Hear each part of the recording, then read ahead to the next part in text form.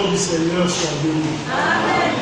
Nous remercions le Seigneur pour tout ce qu'il fait pour nous, pour le privilège que nous avons de nous venir dans sa maison. Et nous considérons que c'est une grâce. Vous savez qu'il est écrit quelque part dans les Écritures, une semaine est courte, mais cependant elle trouve peu de personnes. Que donc le nom du Seigneur soit béni. À l'attention des bien-aimés frères et sœurs, que les frères et les sœurs soient disposés. D'écouter la parole du Seigneur. Lorsque nous venons dans la maison du Seigneur, nous avons pour objectif de rencontrer le Seigneur. Il ne sert donc à rien de venir dans la maison de Dieu et d'être distrait. Il faut que nous soyons concentrés. Il faut que nous ayons un objectif en vue. Et lorsque nous avons un objectif, nous nous focalisons sur l'objectif sans nous laisser distraire par ce qui se trouve à côté de nous. Il n'y a qu'une seule chose qui retient notre attention, c'est le Seigneur Jésus. Donc nous sommes à l'heure de l'écoute de la parole. Il est important que les frères et les sœurs soient disposés à écouter la parole de Dieu. Et si les frères et les sœurs veulent sortir, qu'ils sortent pour un but précis. Puis qu'ils reviennent écouter la parole du Seigneur. C'est important. Vous savez, frère, la discipline dans l'Église, elle est importante. Mais la discipline, elle commence d'abord à la maison. C'est à la maison d'abord que la discipline commence. Et lorsque nous appliquons cette discipline à la maison, quand on vient au lieu de prière qui est le temple, alors les choses se passent dans le bon ordre. Oui, bien aimé, il n'y a pas de recette magique. C'est comme ça que les choses doivent commencer. C'est pourquoi, dans l'éducation des enfants, nous tablons, comme le Seigneur l'a dit dans sa parole. Il dit instruire l'enfant dans la voie qu'il doit suivre. Et quand il sera devenu grand, il ne s'en détournera pas. Et l'enfant laisse voir déjà par sa conduite, si plus tard ce serait quelqu'un de bien, ou aussi quelqu'un de mauvais, de méchant. Tout se décide. Déjà lorsque l'enfant est en bas âge. C'est pourquoi il est bien d'éduquer les enfants selon la voie du Seigneur et de leur apprendre l'ordre et la discipline. Alléluia. Quand un enfant est turbulent, déjà à la maison, et que le parent ne peut pas lui dire reste là, et l'enfant doit obéir, il va s'en dire que lorsqu'il sera dans n'importe quel milieu, c'est cette attitude-là qu'il aura. Et c'est une réalité.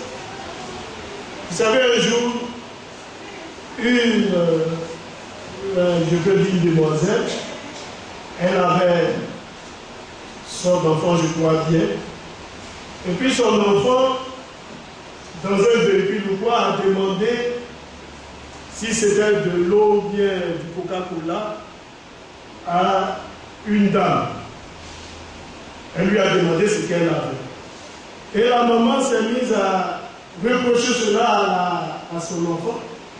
Et l'autre dame, elle a donné à l'enfant et elle a dit à la mère, c'est pas la peine de lui reprocher, c'est ce qu'il a l'habitude de faire.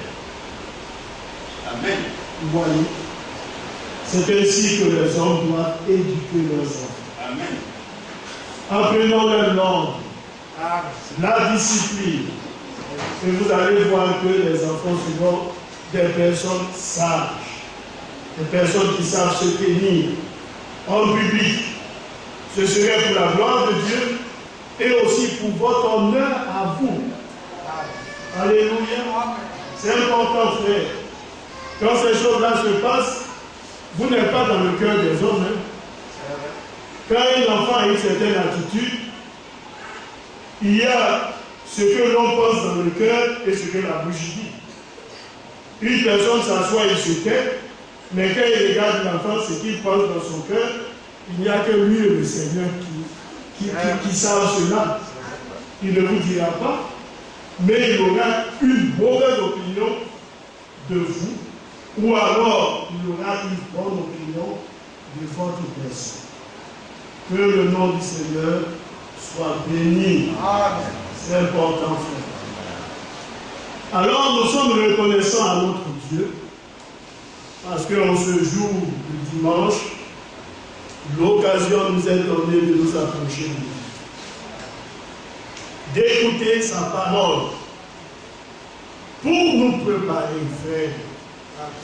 Nous le disons souvent et nous le répétons, lorsque nous venons dans la maison de Dieu, c'est pour écouter la parole afin de nous préparer pour aller au ciel.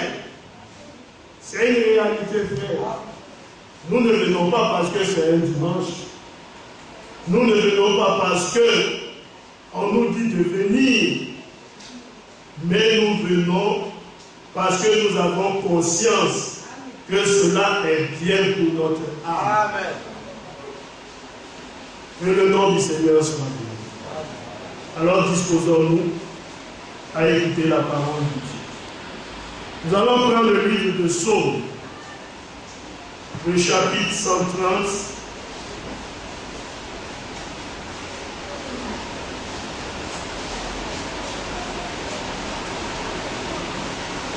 À partir du verset 1er. Le frère va m'aider à faire la lecture de la parole.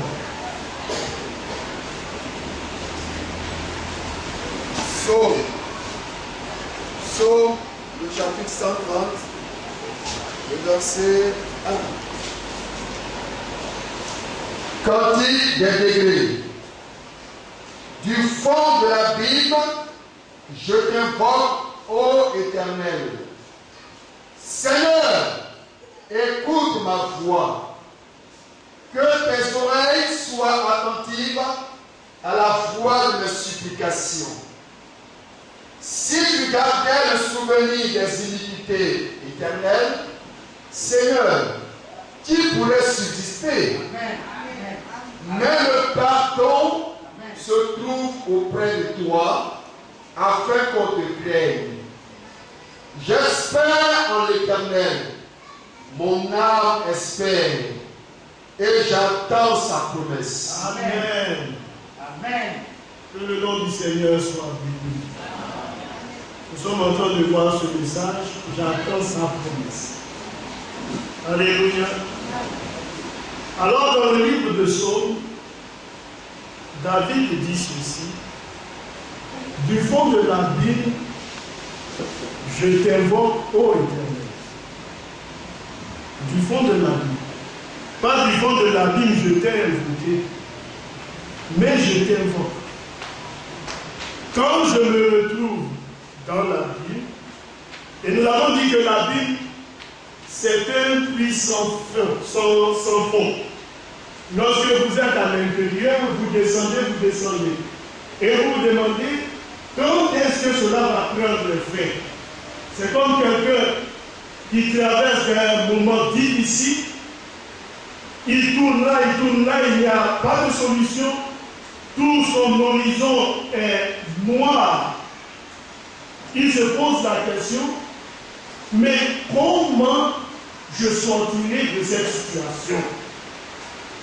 Ou alors, quelqu'un, vous voyez, qui est en quête d'emploi, il tape à toutes les portes des entreprises, et partout on lui dit qu'il n'y a pas d'embauche.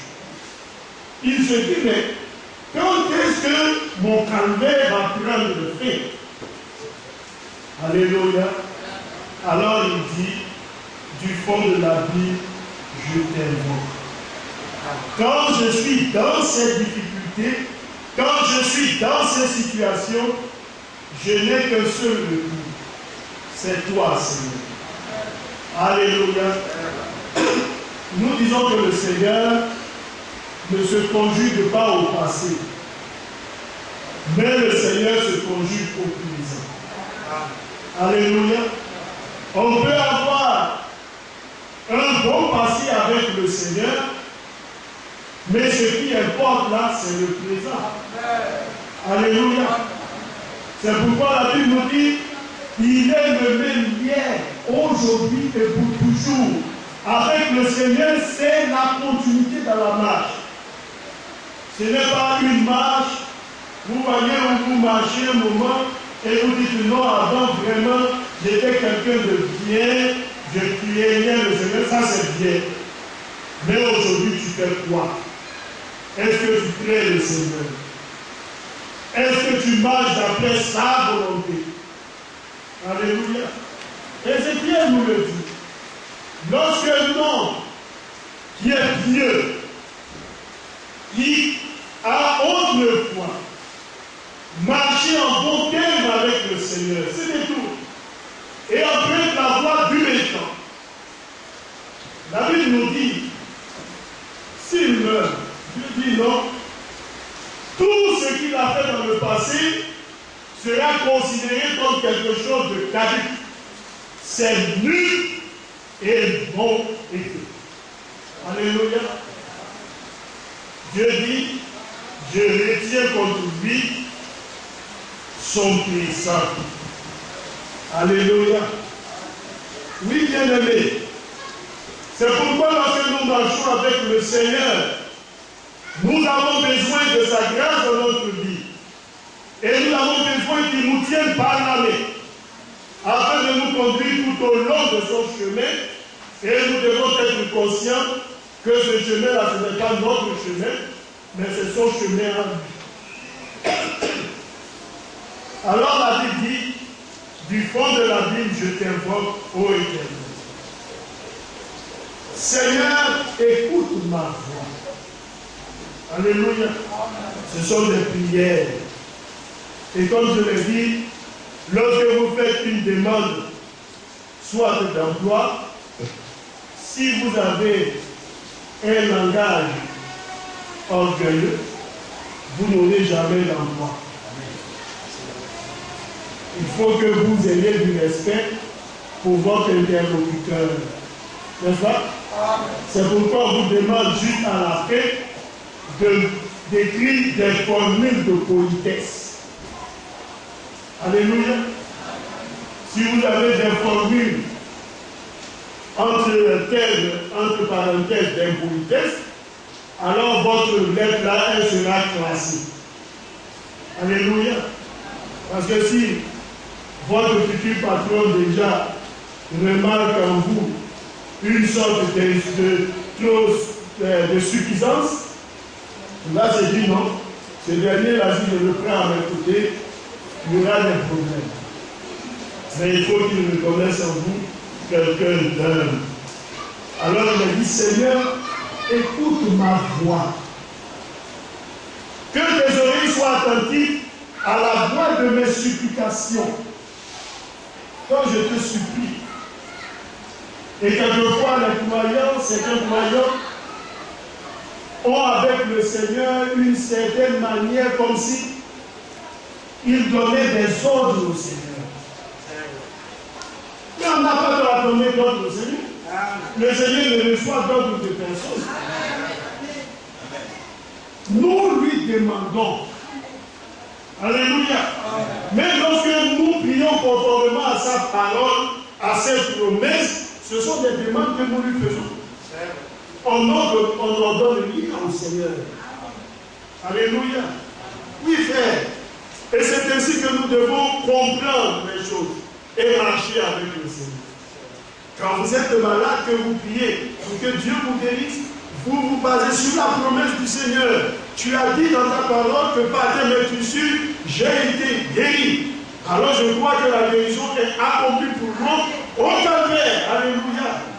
Alors soit vous chassez l'esprit, vous remerciez le Seigneur parce qu'il faut toujours rendre grâce à Dieu. C'est ce que la Bible dit. Faites connaître vos besoins à Dieu par des prières et des supplications en lui rendant des actions de grâce.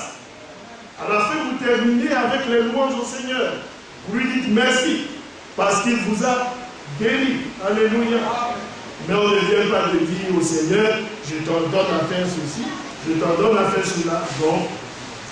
Le Seigneur ne reçoit pas d'ordre de quelque personne que ce soit. Alléluia. Même dans la formule entre nous les hommes, vous n'allez jamais voir un enfant, même si son père lui a dit, je vais te payer un vélo, aller ordonner à son père de lui payer le vélo qu'il lui a promis. Alléluia. Et c'est ainsi fait notre relation avec le Seigneur. Il dit donc que tes oreilles soient attentives à la voix de mes supplications. Si tu gardais le souvenir des iniquités éternelles, Seigneur, qu'il pourrait subsister. Le souvenir de nos péchés. David dit, si tu les avais en souvenir, personne ne pourrait subsister devant toi. Alléluia. Frère bien-aimé, avant de connaître le Seigneur, nous avons eu un passé. Et lorsque nous l'avons rencontré, dans notre marche avec lui, nous connaissons des hauts et des bas. Quelquefois, au cours du chemin, nous trébuchons. Et nous nous relevons. Le Seigneur, il nous accepte. Le pasteur a prêché le vendredi sur le péché impardonnable. N'est-ce pas? Alléluia.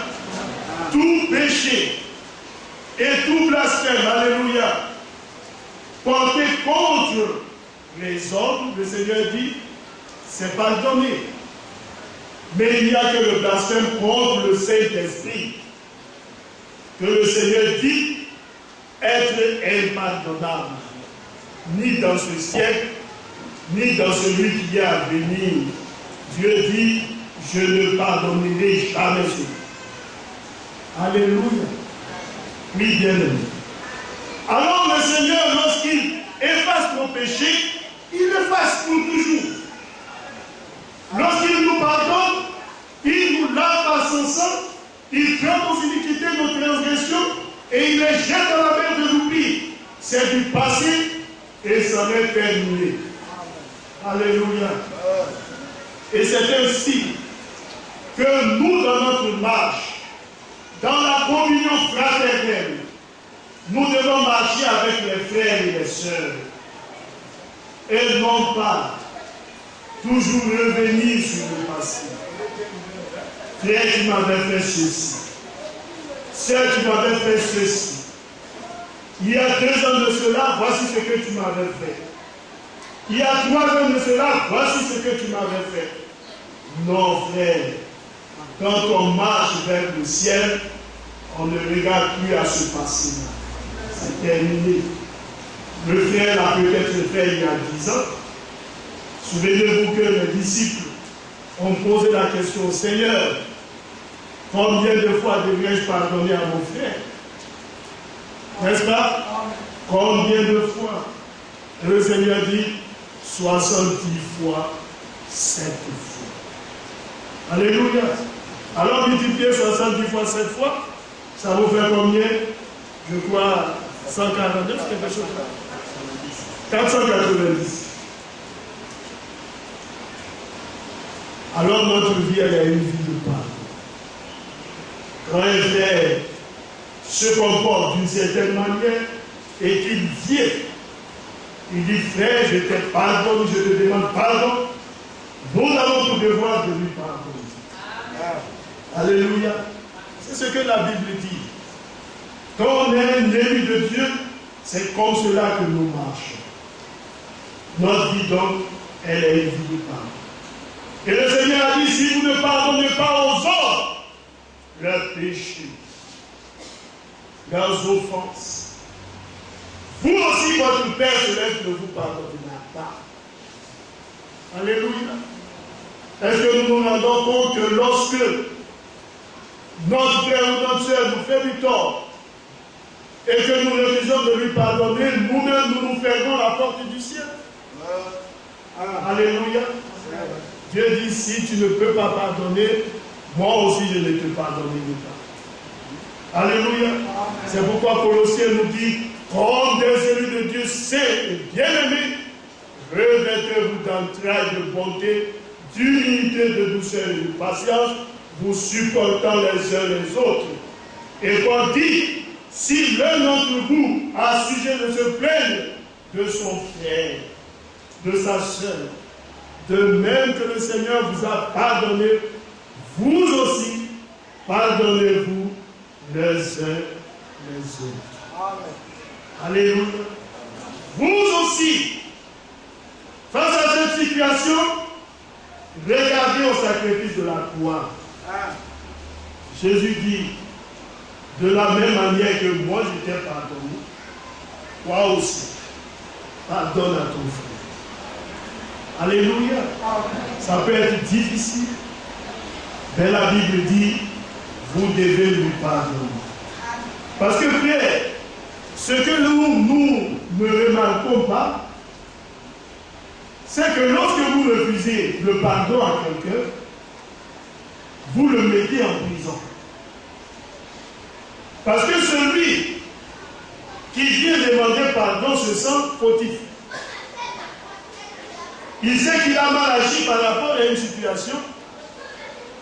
Et dans l'amour du Seigneur, sinon dans le monde là, il ne vous regardera même pas. Il vous a fait du tort, il vous a fait du tort, il continue son chemin. Mais dans sa conscience, lorsque le Seigneur a touché son cœur, il dit non, j'ai mal agi envers mon frère souffre de ma conduite, il faut que j'aille lui demander pardon.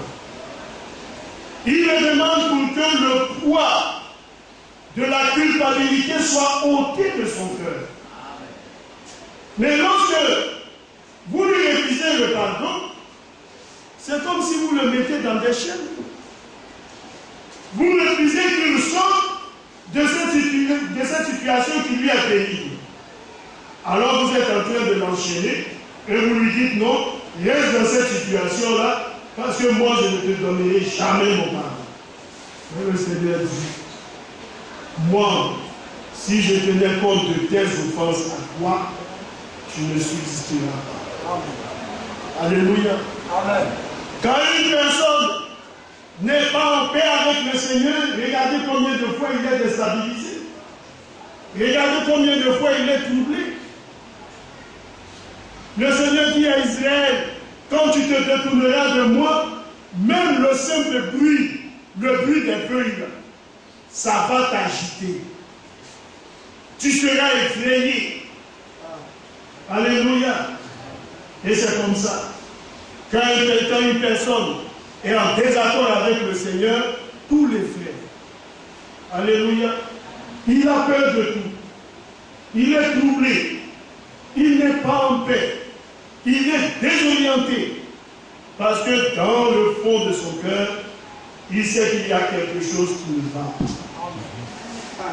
Mais souvenez-vous que notre Seigneur, il a fait l'expiation pour nous. Alléluia. De cette même manière, lui maintenant, il dit pardonne à ton frère. Alléluia. Il est facile de dire au Seigneur, Seigneur, pardonne, lui il va pardonner. Mais parce que l'offense est faite contre toi, il demande à ce que ton frère aille te demander pardon. Regardez même l'importance que le Seigneur nous apporte dans nos relations. Sinon, on peut aller vers le Seigneur et dire, Seigneur, vraiment, j'ai insulté le frère, je te demande pardon. Dieu va nous pardonner. Amen. Alléluia. Amen. Mais pour que nous vivions en harmonie, il dit, comme tu l'as fait envers ton frère, il faut aller lui demander pardon. Maintenant, Dieu nous donne une petite importance. Nous, comme le frère maintenant, il vient dire au frère, frère, ça fait 2 fois. Aujourd'hui, là, moi, je te dis que je ne te pardonne pas. Non, frère. Quand on marche vers le ciel, on n'adopte pas cette attitude. La Bible dit, mais le pardon se trouve auprès de toi, afin qu'on te crée, et nous l'avons dit faire. Ce n'est pas pour que nous continuions à le faire, non, mais afin qu'on te crée. Comme Dieu nous accorde le pardon, c'est pour qu'on puisse le créer. Et non pas pour que nous puissions continuer à répéter ce que nous avons fait. Non. Quand Dieu a accordé le pardon à David, après le péché, avec Bathsheba, alléluia, David a pleuré dans le livre des Psaumes. Oh Dieu, crie en moi un cœur pur, renouvelle en moi un esprit disposé, et qu'un esprit de bonne volonté le soutienne. David a pleuré devant le Seigneur. Le Seigneur lui a accordé le pardon. Mais jamais la Bible nous dit David n'est allé encore avec la femme de quelqu'un. C'est pourquoi la Bible nous dit de sa plénitude nous avons reçu grâce sur grâce. Là où le péché a abondé, la grâce de Dieu a surabondé. Alléluia. Mais Paul dit, demeurons-nous dans le péché afin que la grâce surabonde. Loin-là. Car nous qui sommes morts au péché, comment vivrons-nous encore dans le péché? Alléluia. C'est terminé. Donc le pardon, ce n'est pas pour que tu continues à faire ce que tu fais de mal, mais c'est pour que tu te détournes, que la crainte de Dieu s'installe dans ton cœur. Alléluia. Alors il dit, mais le pardon se trouve auprès de toi afin qu'on te craigne. Il dit, j'espère en l'Éternel, je m'attends au Seigneur. Alléluia. C'est ce que la Bible dit. Et la Bible nous parle de l'espérance d'Abraham. Quand il sortit du pays d'où de Calcul dans la Mésopotamie, et qu'il allait vers le pays de la promesse. Oh bien-aimé, Abraham était un homme de foi. Ce n'était pas quelqu'un comme un roseau. Jésus a dit qui est-ce que vous allez voir dans le désert? Est-ce un roseau agité par le vent? Ce n'était pas ainsi avec Abraham. C'était quelqu'un qui savait où il allait, qui avait la foi dans son cœur. Parce que souvenez-vous que la foi va avec l'espérance. Alléluia. C'est pourquoi Hébreux le chapitre 11 nous dit que la foi est une telle assurance des choses qu'on espère. Alléluia. Il avait la foi dans son cœur. Et il s'est lié à la foi du Seigneur. Et il a marché. Mais Hébreux dit, quand il marchait, ce n'était pas Canaan qu'il voyait. Il voyait une cité. Alléluia. Cette cité-là, quand vous lisez Genèse, nulle part elle est présentée. On se pose la question, comment Abraham a su qu'il y avait une cité que le Seigneur lui allait préparer pour son épouse? Mais dans le fond de son cœur, quand Abraham a marché, il dit, je suis un voyageur payé ici sur la terre. Alléluia. La Bible dit que Dieu avait fait un jardin en Éden. Alléluia. C'était un jardin délicieux. Lorsque l'homme a péché, la mort s'est installée, l'homme était renvoyé. Et l'homme maintenant meurt. Mais ce n'était pas ainsi dans la pensée du Seigneur. Aujourd'hui, je suis sur la terre, je marche. Nous voyons toutes sortes d'impuretés de saleté. Alléluia. C'est vrai. Il dit non. Un jour, Dieu a fait un nouveau commencement. Avec Enoch. Alléluia. Ça, c'est le processus de l'eau. Il y a une naissance qui se trouve. Alléluia. Et quand il marche, il dit non, ici, ce n'est pas ma place. Il y avait quelque chose en lui qui lui disait que là, ce n'était pas sa place. Alléluia. N'est-ce pas, mes frères? Alléluia. Il dit, je me souviens, parce que comme nous le disons, l'instruction se faisait de manière orale. Je me souviens d'un certain Enoch. La Bible dit qu'il marchait avec Dieu et il ne connaît pas la mort. Il fut tout simplement enlevé. Il dit, mais s'il fut enlevé, où est-il? Où vivra-t-il? Il y a quelque chose de merveilleux. Alléluia. Oui, bien-aimé. Alors la Bible dit quand il marchait, Dieu dit je te donne Canaan. Lui il dit Seigneur, moi je regarde au-delà du Canaan. Alléluia. Oui, bien aimé. Alors il dit j'espère en l'Éternel. Et Abraham a été pour nous un bon type quant à l'espérance. À 75 ans, Dieu lui fait la promesse d'un fils. Et Abraham a espéré dans le Seigneur. Il s'est attendu au Seigneur. Frère, la Bible dit qu'il espéra contre toute espérance.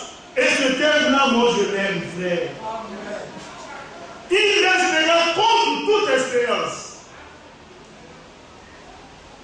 Quand il n'avait plus rien à espérer, il a espéré. Alléluia. On dit non, la situation, elle est impossible. Mon frère, où tu es arrivé là, il n'y a plus de solution. Mais dans cette situation-là, tu trouves la force d'espérer en Dieu. Dis c'est vrai. Vous avez dit qu'il n'y a plus de solution. Mais moi, je sais que la solution peut venir de quelqu'un. Et il a espéré. Alléluia. La Bible nous dit qu'il ne considéra point son corps usé. Parce qu'en réalité, son corps a été vieux. Usé par le poids de l'âge. La médecine pouvait dire, Abraham, tu es vieux. Sarah me dit, mon Seigneur et moi là, il ne trouve même plus le désir. Ça c'est ce que Genèse dit. Alléluia. Et la voici elle, Sarah. Elle n'a pas eu d'enfant. Et la Bible nous dit qu'elle ne pouvait plus avoir d'enfant. Je crois que la médecine dira tout simplement qu'elle a atteint la ménopause. Alléluia. Oui, bien aimé, parce que ça aussi c'est une réalité. Souvent les hommes s'asseyent, ils voient les sorciers partout. On dit non, c'est le sorcier qui est là-bas, et puis depuis là, je n'ai pas d'enfant, c'est tu as quel âge? Parce que ça aussi c'est une réalité. C'est quelque chose de normal qui survient à un certain stade de la vie de la femme. Il ne faut pas aller accuser le pauvre sorcier au village ou bien dans la rue d'Abidjan. Alléluia. Le Seigneur, dans même ces situations, il peut te donner un enfant. C'est vrai. Mais ne dis pas que c'est le sorcier qui t'en veut. Amen. Alléluia. Amen. Parce que c'est une réalité. Un jour, j'écoutais à la radio et un homme un docteur donnait un peu les signes.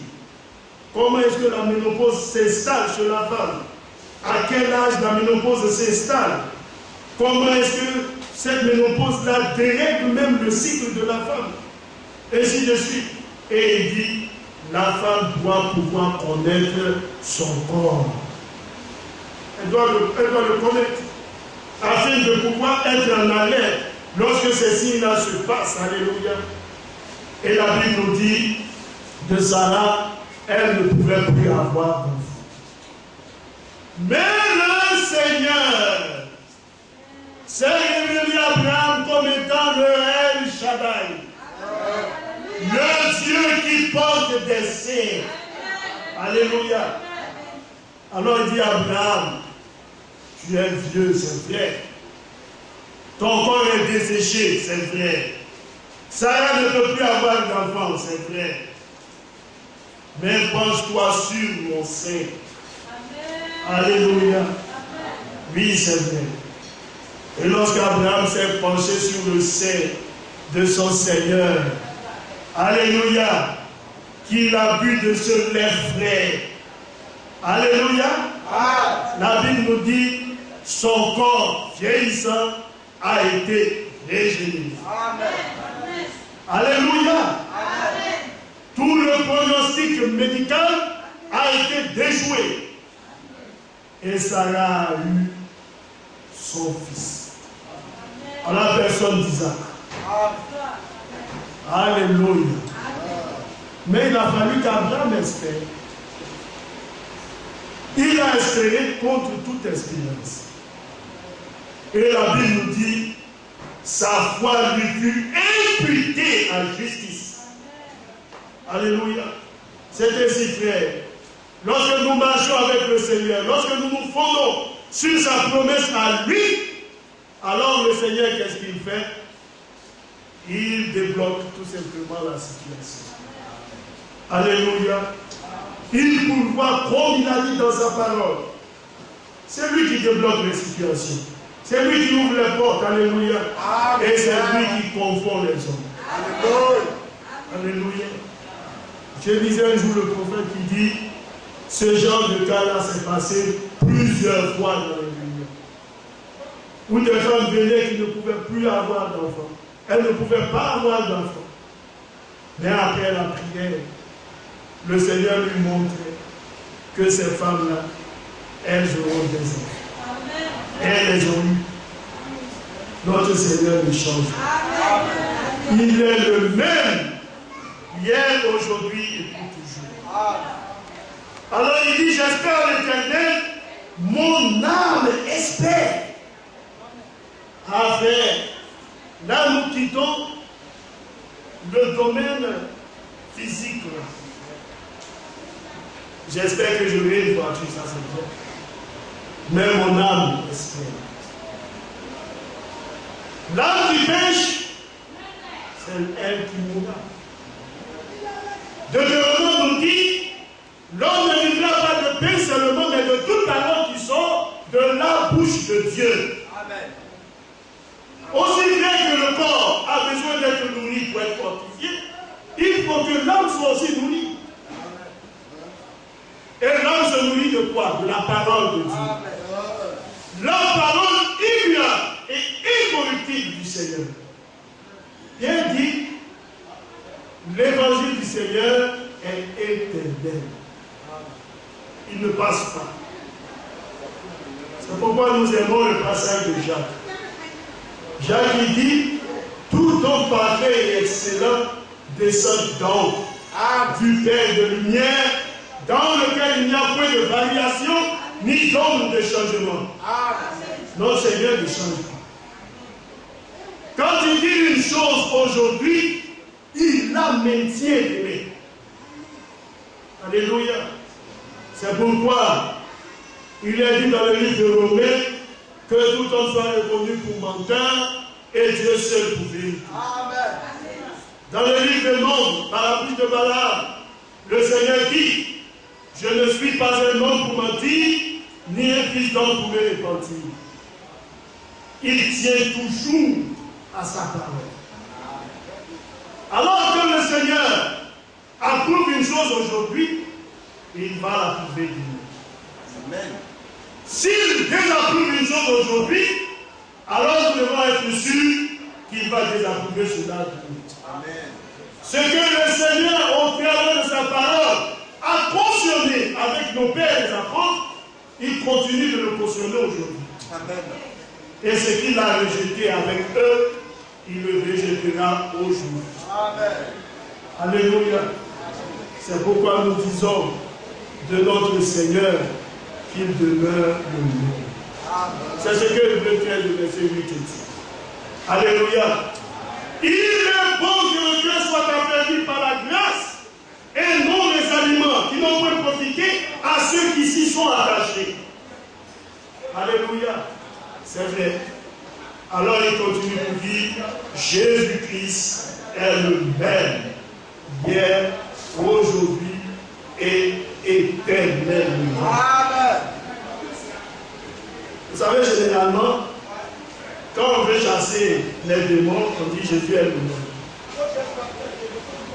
Quand on veut prier pour les malades, on dit il est le même. Mais quand il s'agit de véhiculer la parole de vie, alors Jésus n'est plus le même. Oui, frère. Chasser les démons, c'est bien. Prier pour les malades, c'est bien. C'est le message biblique. Alléluia. Mais l'évangile ne se résume pas en cela. N'est-ce pas? C'est pourquoi la Bible nous dit, ce sont les signes qui accompagnent ceux qui auront cru. Amen. Alléluia. Vous avez prié pour les malades, c'est juste parce que c'est ce que le Seigneur a dit. Mais c'est semblable à un hameçon. C'est comme ça que le serviteur de Dieu a donné une image. Il dit, c'est comme un hameçon. Vous le jetez dans la lagune pour le pêcher, pour pêcher le poisson. C'est pourquoi le croyant qui adore le Seigneur, il n'a pas besoin de ça. Pourquoi? C'est vrai. C'est surtout des signes qui convainquent le païen de la puissance du Dieu éternel. Ce être surnaturel. Mes frères, je n'ai pas besoin au jour d'aujourd'hui de voir Dieu guérir un malade. Pourquoi que lui, il a la puissance pour le faire? Amen. Amen. Je le crois du fond de mon cœur. Amen. Parce que la Bible le dit. Amen. Alléluia.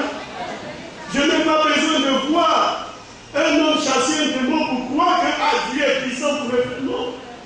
Je le crois parce que la Bible a dit que ces choses-là sont possibles et accompagneront ceux qui auront cru. Alléluia. Oui, bien aimé. Mais remarquez, le païen, lorsqu'il voit ça, il est tout simplement émerveillé. Parce qu'il se dit, mais comment cela est-il possible? Comment cela se fait-il? Alléluia. Oui, bien aimé. Mais le croyant, c'est un fait tout simplement normal. C'est un fait écrit et le Seigneur il l'accomplit, tout simplement. Il donne la gloire à Dieu et il avance. Alléluia. Alors il dit, et j'attends sa promesse. Et c'est cette promesse-là qui nous rassemble aujourd'hui. Amen. Vous savez, au travers de l'Écriture, dans le livre de Pierre, la Bible nous dit, Dieu lui nous a fait de si grandes, de si merveilleuses promesses. Quand vous prenez le livre, je crois, de Pierre, le chapitre 1, en parlant de la vertu, la foi jusqu'à l'amour fraternel, la Bible dit, qui nous a fait, nous allons lire cela, pour ne pas mélanger le passage. On va lire de Pierre, le chapitre 1. Oh bien-aimé, la parole de Dieu est vraie. Amen. Au verset 3 de Pierre 1. La Bible dit, sa divine puissance nous a donné tout ce qui contribue à la vie et à la piété au moyen de la connaissance de celui qui nous a appelés par sa propre gloire et par sa vertu. Celle-ci nous assure de sa part les plus grandes et les plus précieuses promesses. Alléluia. Les plus grandes et les plus précieuses promesses. Pour certaines personnes, nous sommes dans le millénium. Frère, quand on descend sur la terre, parce que comme le pasteur l'a lu dans le livre de Jude, il y en a qui prennent leur rêve pour la réalité. Nous ne sommes pas au millénium. Vous savez, lorsque on parlait du calendrier Maya, les hommes étaient troublés. Ils disent, ah, le 20 décembre, c'est ça 2012, ou le 21. Alors, le calendrier Maya s'est arrêté, c'est la fin du monde. Et puis les gens étaient dans la fin du monde. La fin du monde. Même les croyants ne peuvent pas être troublés. Non, frère. Nous ne pouvons pas être troublés parce que notre Seigneur nous met toujours dans la confidence. Ça, c'est le privilège du croyant. Seigneur, pourquoi tu parles à ce peuple en parabole? Il dit, mais à vous, il a été donné de connaître le mystère du royaume. Ça, c'est pas pour eux. Alléluia. Alors nous savons que l'Église au jour d'aujourd'hui attend son départ pour la partie céleste. C'est ce que Paul a dit dans le livre de Philippiens.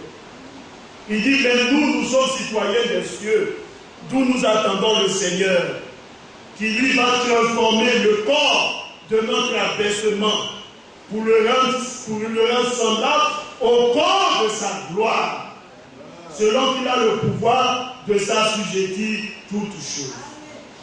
Ça, c'est la réalité. C'est vrai. Oui, frère.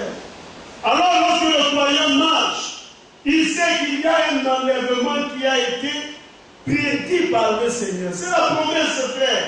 Maranatha, le Seigneur Jésus revient bientôt. Amen. Et nous sommes conscients et convaincus qu'un jour, les élus le rencontreront dans les airs. Ça, c'est ce que la Bible dit. Dans le livre de Thessaloniciens, Paul dit, c'est un mystère, n'est-ce pas? Je ne veux pas que vous soyez dans l'affliction, comme ceux-là qui n'ont pas d'espérance.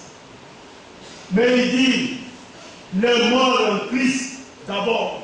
Amen. N'est-ce pas? C'est vrai. Il dit, ils ressusciteront. C'est pourquoi les bien-aimés frères, lorsqu'il y a un décès, les bien-aimés frères sont consolés. C'est vrai que le frère et la sœur sont partis, mais il y a une consolation dans le cœur. C'est que ce bien-aimé frère, selon la pensée de Dieu, n'est pas mort, mais il est endormi. C'est pourquoi la version d'Arby dit au sujet de ceux qui sont endormis. Alléluia. Parce que la mort, c'est la séparation d'avec Dieu. C'est vrai. Mais le croyant, il est endormi. Et un beau jour, le Seigneur le réveillera avec une voix puissante. Paul dit, ils ressusciteront avec un corps incorruptible. Et nous qui sommes devenus vivants, alors nous serons changés. Et nous irons à la rencontre du Seigneur. Où? Dans les airs. Alléluia. Oui, bien-aimés. Et nous serons toujours réunis avec le Seigneur. Et lorsque Paul voyait le bien-aimé frère qui était dans le deuil, il dit, consolez-vous par ces paroles. Voici ce qui nous console. Quand on constate le départ d'un bien-aimé frère, d'une bien-aimée sœur, qui a marché avec le Seigneur, nous disons tout simplement que ce bien-aimé, cette bien-aimée soit allée se reposer. Et puis un jour, nous allons nous retrouver. N'est-ce pas? Ce serait merveilleux, frère. Et c'est cette promesse-là que nous attendons. Il dit, j'attends sa promesse, le départ pour le ciel. Le livre de Jean, le chapitre 14, nous dit que votre cœur ne se trouble point, frère. Croyez en Dieu et croyez en moi. Oui, frère, notre cœur ne doit pas être troublé par tout ce que nous vivons, par tout ce que nous endurons, par tout ce que nous voyons, parce que notre Seigneur est allé nous préparer une place. Oh bien-aimé, ce sont ses déclarations à lui.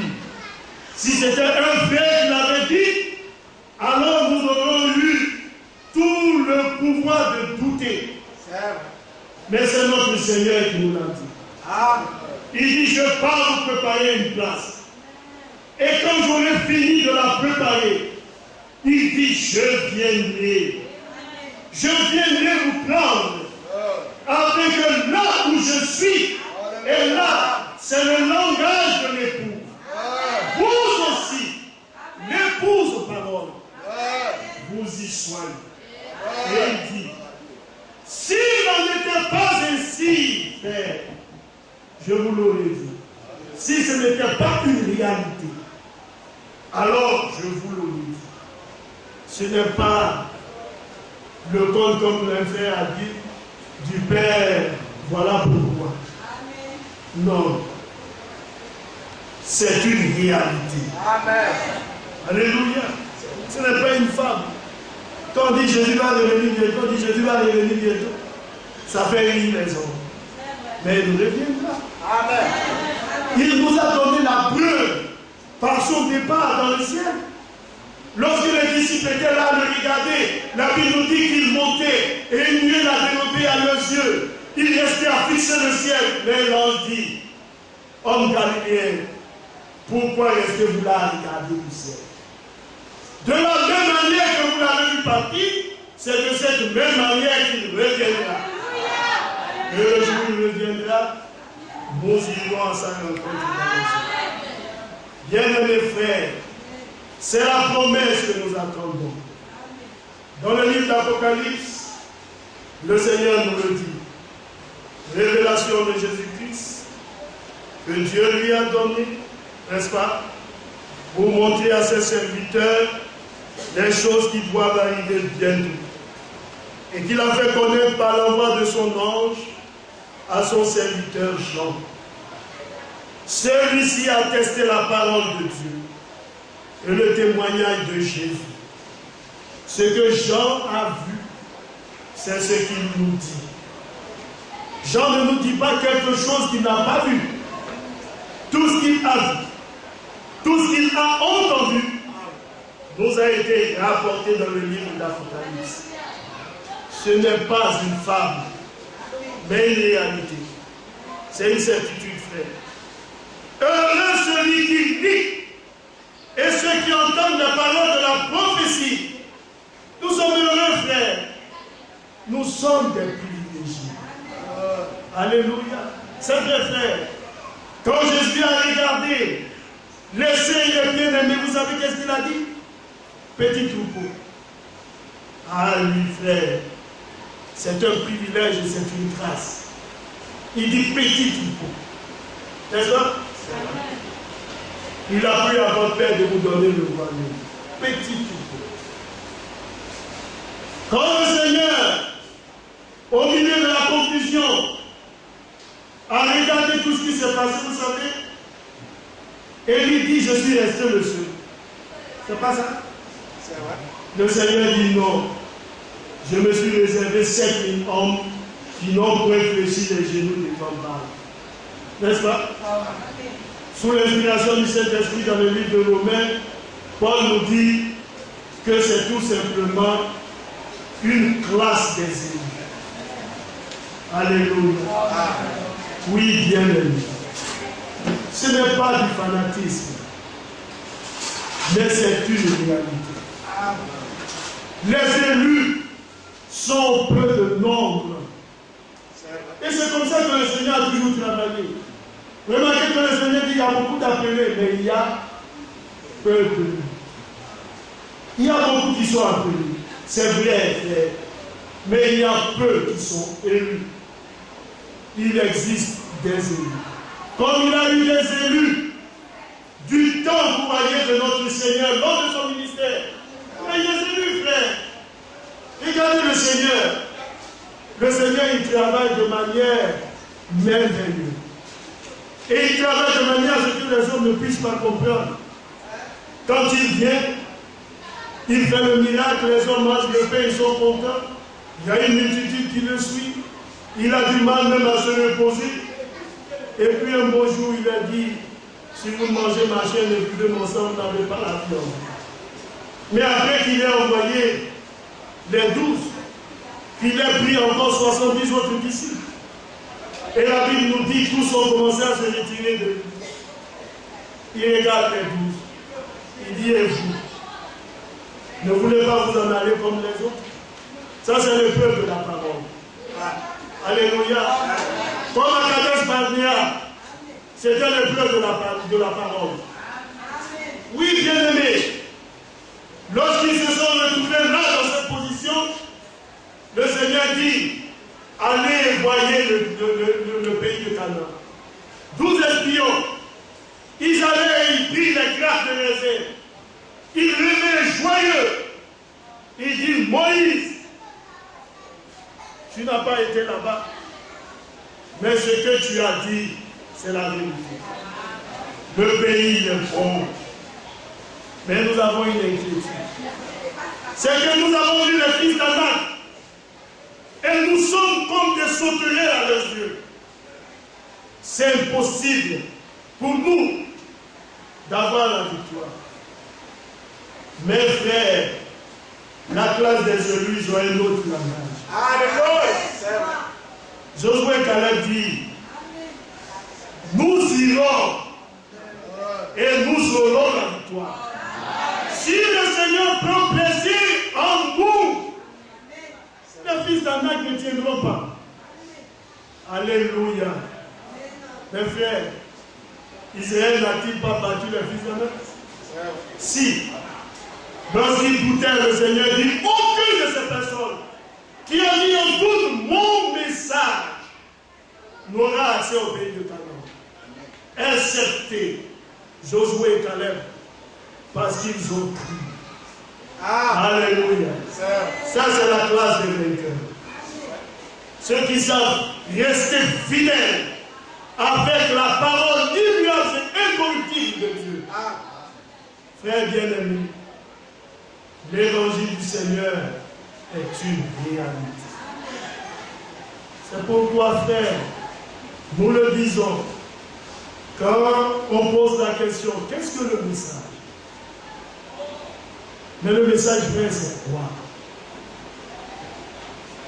Le message, ce n'est rien d'autre que la parole écrite que nous avons.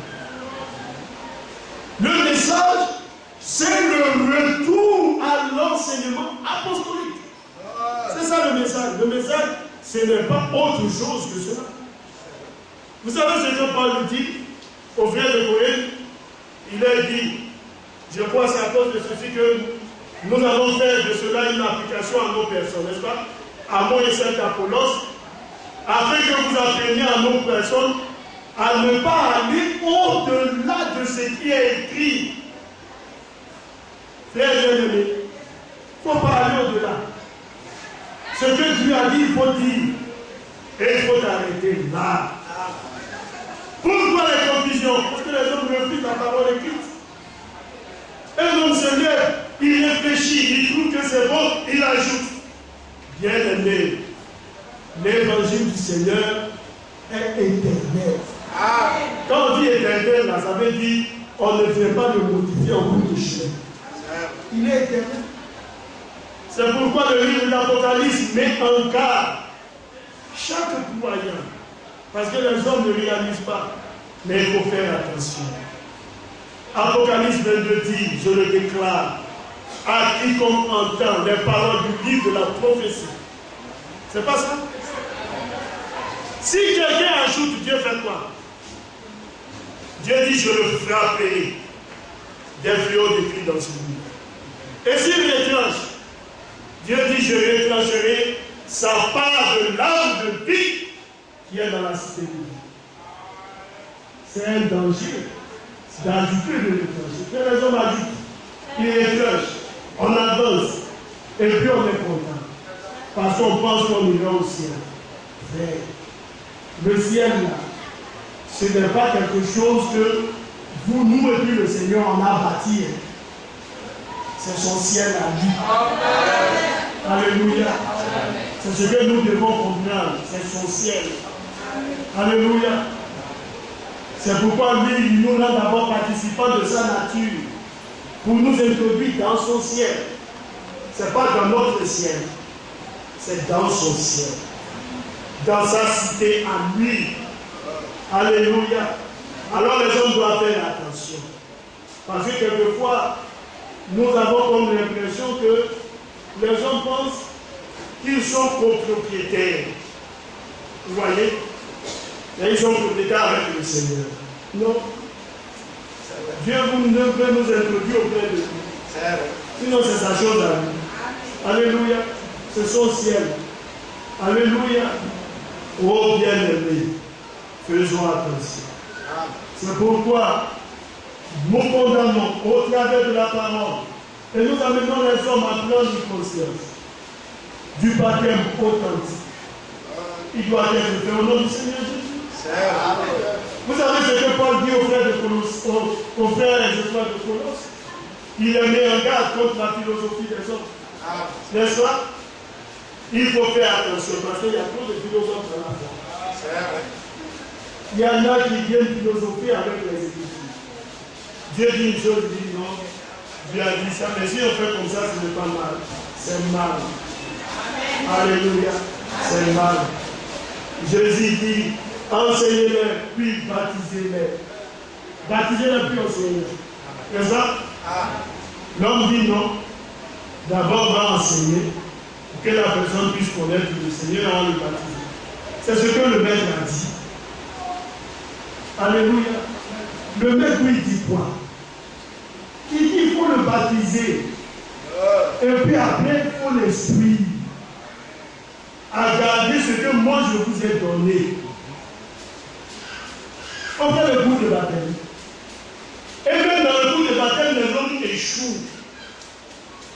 Ils échouent pourquoi? Parce que l'homme a jugé qu'il n'était pas assez prêt. Mais c'est lui, l'homme comme moi, qui décide qui est prêt, qui n'est pas prêt. Et l'évangile éternel de Dieu ne dit pas ça.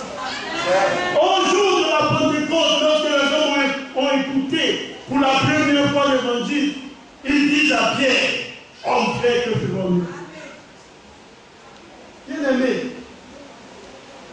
Pierre pouvait dire quelque chose d'autre. Il dit, répandez vous prenez un nom.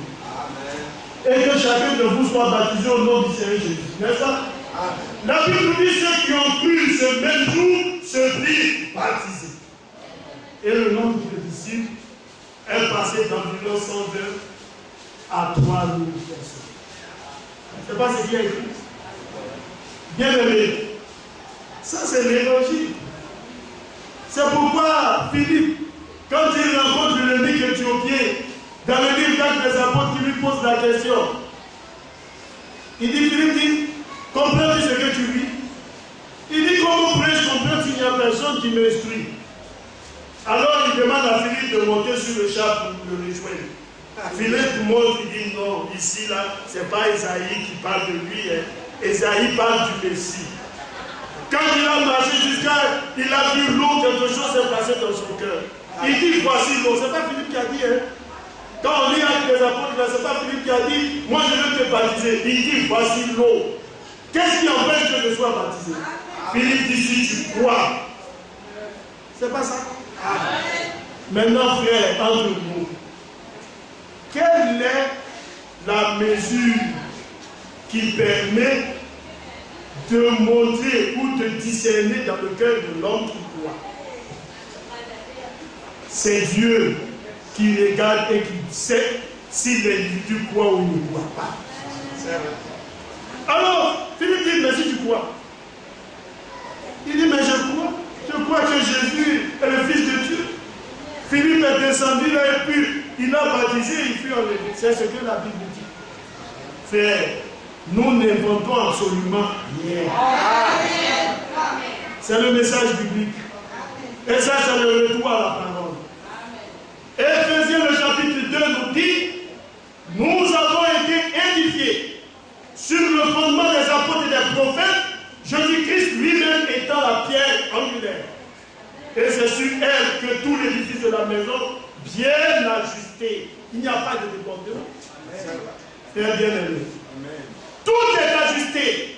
Et tout doit pouvoir cadrer avec Dieu. C'est la précision au millimètre près. Tout est précis.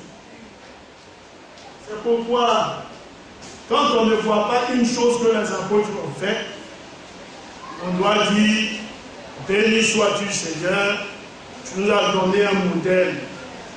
Le modèle là, il est suffisant pour notre foi. Et on se tient à cela. Bien aimé, c'est pourquoi aujourd'hui nous sommes étonnés.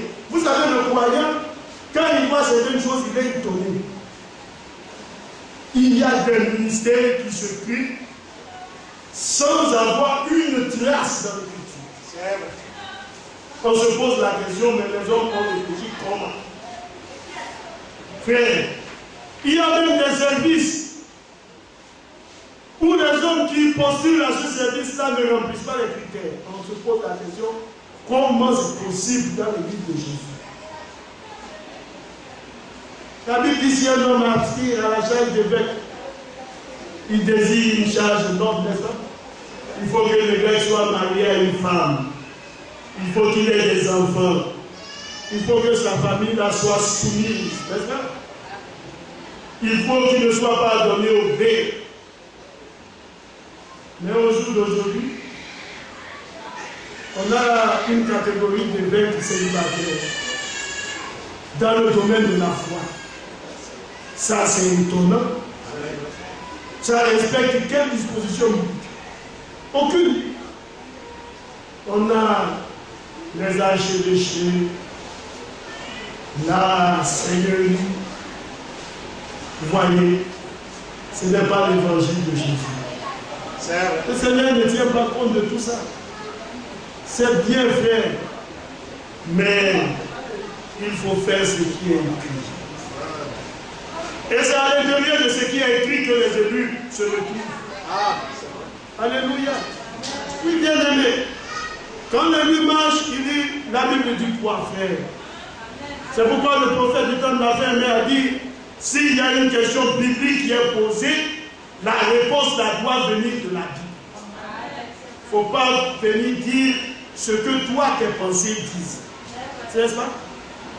Le livre d'Ésaïe nous dit, comme le ciel est élevé de dessus la terre, c'est ainsi que les pensées sont élevées au-dessus de vos pensées. Et Dieu dit, mes pensées là, ce ne sont pas vos pensées. Alléluia. Les pensées de Dieu sont différentes de nos pensées. Et la pensée de Dieu, c'est ce qui est écrit dans la Bible. Alléluia. Oui, bien aimé. C'est pourquoi lorsqu'une chose se passe, nous regardons dans la parole de Dieu et nous faisons tel qu'il l'a dit. Quand Moïse voulut faire le temple, la tente, n'est-ce pas, le tabernacle, le Seigneur lui a ouvert le ciel et lui a dit, Moïse regarde. Moïse a regardé. Il dit, il faut reproduire ce que tu as dit. Tu auras soin de reproduire selon le modèle qui t'a été montré. Et Moïse a reproduit selon ce qu'il a vu. Nous pensons que Moïse ne pouvait pas faire les choses comme il voulait. Il pouvait le faire, mais pourquoi ne l'a-t-il pas fait? Parce qu'il savait qu'il devait faire les choses comme le Seigneur le voulait. Et quand le peuple a emmené tout ce qui devait prendre, vous voyez, servir à la confection du tabernacle, lisez le livre d'Exode, frère. La Bible nous dit que Moïse a pris le soin de l'analyser. Il a inspecté cela. Chaque détail comptait. Est-ce que les clochers étaient à leur place? Lorsqu'il a vu que tout allait, la Bible dit que Moïse a béni le peuple. Quand, après avoir eu le soin d'analyser, de contrôler, alléluia. Bien-aimés frères et sœurs, il est important pour nous de revenir à l'ensemble du témoignage de la parole. Nous sommes conscients que la Bible, là, elle ne peut pas faire l'unanimité partout. C'est vrai. Mais les élus vont accepter ce qui est dit. Alléluia. C'est cela. Pour les autres, ils peuvent ne pas l'accepter, même comprendre. Mais les élus l'accepteront. Parce que c'est ce que leur Messie, leur Seigneur leur a dit dans sa parole. Alléluia. C'est pourquoi il est toujours aisé pour le croyant d'ouvrir la Bible de parler d'après les Écritures. Oui, frère. Vous savez, quand un homme ne se tient pas dans les Écritures, c'est même le païen qui va le ridiculiser. C'est vrai. C'est vrai, frère. Si un homme prétendu chrétien ne parle pas d'après la Bible, c'est le païen qui un jour va lui dire, il est écrit ceci. Il est écrit ceci. Il est écrit ceci. Et ce dernier-là va se sentir tout ridicule. Parce qu'il n'aura pas pris le soin de parler d'après les Écritures. Ah, il faut parler d'après les Écritures. Et il faut marcher d'après les Écritures. Et vous verrez que vous ne serez pas ébranlés. Jamais un homme ne se tient là et n'est ébranlé. Alléluia. Faites-en l'expérience.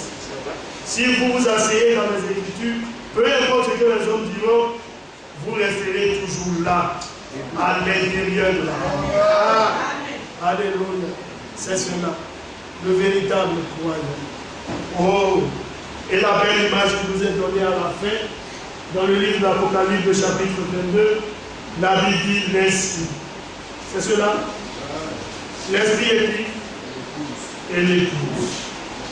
Dirons ensemble, oui Seigneur, Viens. Et le Seigneur viendra. Frère, le retour du Seigneur est proche. Nous pouvons lire encore d'autres passages. La Bible nous dit, nous rachetons le temps car les jours sont mauvais. Les temps sont finis, frère. Partout, nous voyons le monde en ébullition. Partout, ce sont des menaces de conflit. Partout, frère. Oui, nous devons garder à l'esprit le retour de notre Seigneur. Il est proche, frère. Il ne tardera pas. Hébreux 10 nous dit, encore un peu de temps et celui qui doit venir viendra, il ne tardera pas. Tout est fini, frère. Toutes les prophéties bibliques s'accomplissent. Tout est en train de s'accomplir, frère. Bien-aimés, faisons attention. Quand vous regardez l'actualité, vous voyez la position de la Russie.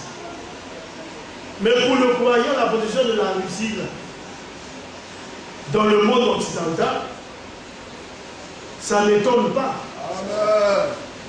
Parce que les prophéties bibliques nous instruisent. Oui, bien aimé. Quand tous les pays occidentaux ont un langage, la Russie a un langage à côté. Mais frère, si nous sondons, nous verrons que c'est juste. Vous savez que autrefois c'était l'URSS, c'est ça? L'Union soviétique. Et avec le démembrement, il y a la Russie et tant d'autres petits pays à côté. Mais la Russie fait tout pour avoir, vous voyez, une pleine autorité sur ces nations. Lorsque la Géorgie a voulu s'élever, la Russie lui a montré qu'elle n'était rien et elle ne pouvait rien. N'est-ce pas, frère? Et dans la prophétie biblique, la bête qui monte de la mer, c'est cela. Quand vous lisez les Écritures, Daniel a dit, elle est composée en partie de quoi? De fer et d'argile. Apocalypse dit, elle a 7 têtes et 10 cornes. N'est-ce pas? Et les 10 cornes, ce sont 10 rois qui n'ont pas reçu de royauté, n'est-ce pas? Mais qui ont le pouvoir de régner une heure avec la bête. Et vous voyez les pays de l'Est, de l'Europe et les pays de l'Ouest. Alléluia. Il dit qu'elle est composée en partie de fort, n'est-ce pas? Ça c'est le fer et d'argile. Ça c'est la faiblesse. Alléluia. Amen. Oui, bien aimé. Et vous savez que la Russie, c'est dans la prophétie God, n'est-ce pas?